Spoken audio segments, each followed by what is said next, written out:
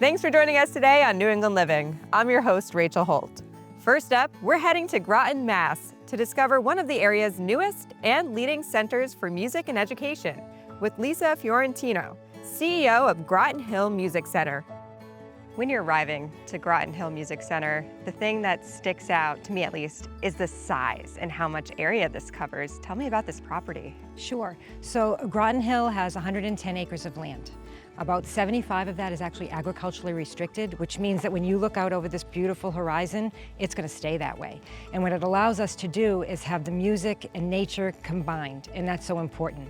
Our building itself is on about 33 acres of land. It's a 126,000 square foot building. It has 2 concert halls, a 1,000 seat and a 300 seat. It has 35 music studios, all acoustically designed, put together so that people can come and get immersed in the music and everything that we do. This building opened to the public in 2022. Yes. So it's really state of the art. You're getting the best of the best in terms of technology, acoustics, everything in there. Yes, yes. So what we did actually, this was a long build. So we actually started this project back in 2014. And so about 10 years ago, we started finding the land. Once we found the land, we went into a whole planning process. Who we were, what we wanted to be, how we wanted this whole project to come together. Then started all of the construction and everything, and we were finally able to move in 2022. Now with the new building, of course, but the mission of the Music Center has always remained the same. So for us, our full mission is to share the transformative power of music through teaching and performing and giving music generously when there is need. We believe in creating a warm and welcoming environment where people are accepted, respected, they're valued. Many people call us their second home for music. We look at personal growth, we look at connections, and the overall experience, because when we want someone to come here, we want them to feel like they are part of something bigger, like they can immerse themselves in the music and also be part of our community. And that's pretty much in our DNA and how we do things, and we've carried that forward even when we were a small organization to now when we're the much larger organization that we are. What is it like to give these musicians and students from different backgrounds, having different skill sets, this kind of outlet here in Groton? It's critical. What I love most is people will walk in at first and you'll see they're looking up and they're like, wow, this place is incredible. You can tell that they've been here for the first time.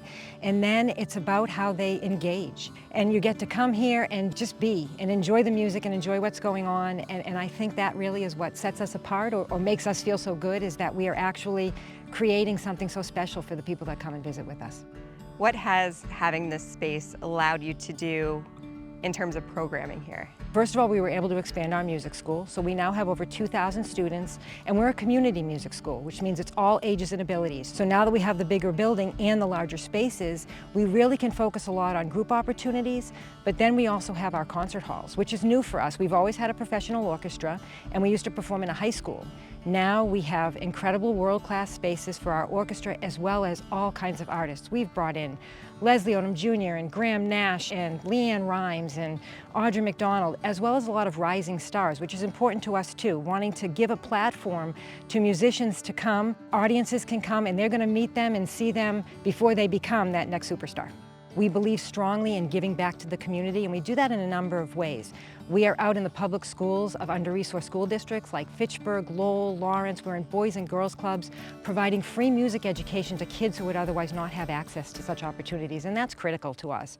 Helping lead the way in providing that access is Pete Robbins, Director of Education and Programs. It seems like there's programming for every type of student out there, different ages, different skill sets. Absolutely. What type of programming do you offer? Really everything, to be quite honest. We really are the hub for music education in this greater region because we have about 100 faculty members who are really highly trained and experienced and warm and empathetic and connected. And there's so many of them that are good at so many different things that we can basically teach it all. Everything from classical training to musical theater, singer-songwriter stuff, bluegrass, jazz, traditional Irish, and everything else you could think of. We offer private lessons for one-on-one, really focused learning so we can help you meet your own tailored musical goals. And we offer lots and lots of group settings, from small ones like bands and chamber groups and little choirs to larger things like orchestras, both for adults and for kids, youth chorus, wind ensemble. We have a flute orchestra, 2 jazz big bands, because we really believe that the whole point of it all is to make music with other people. In our music education paradigm, those are sort of the 2 sides of it. The private instruction to kind of develop your skills and develop a love for the instrument and the music and the craft, and then these group settings where you connect with others and you're part of something larger than yourself. And I'm hearing about this bagged lunch concert too. Yeah. Can you tell us about this? Sure, that's actually happening right now.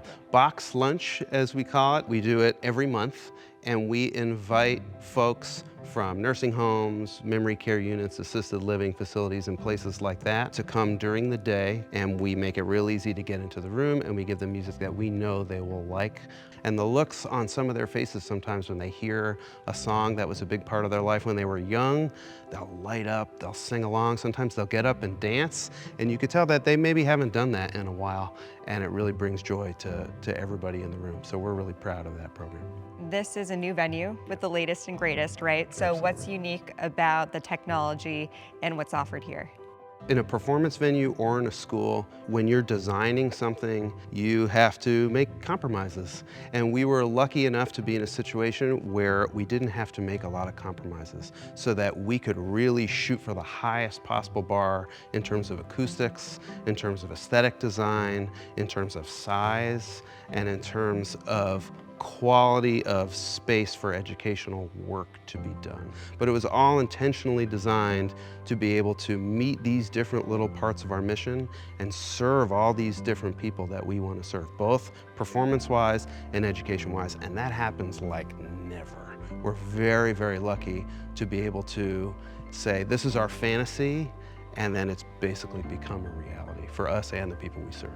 What's the feedback that you typically get from your students and also the performers that come in here? It's all the same, and it never wears off for me. Like the look that everybody gets, from the youngest kids to the most seasoned world touring artists who walk to this very spot that we're standing in right now, and they look out on the room and all the people in the room. It's wow.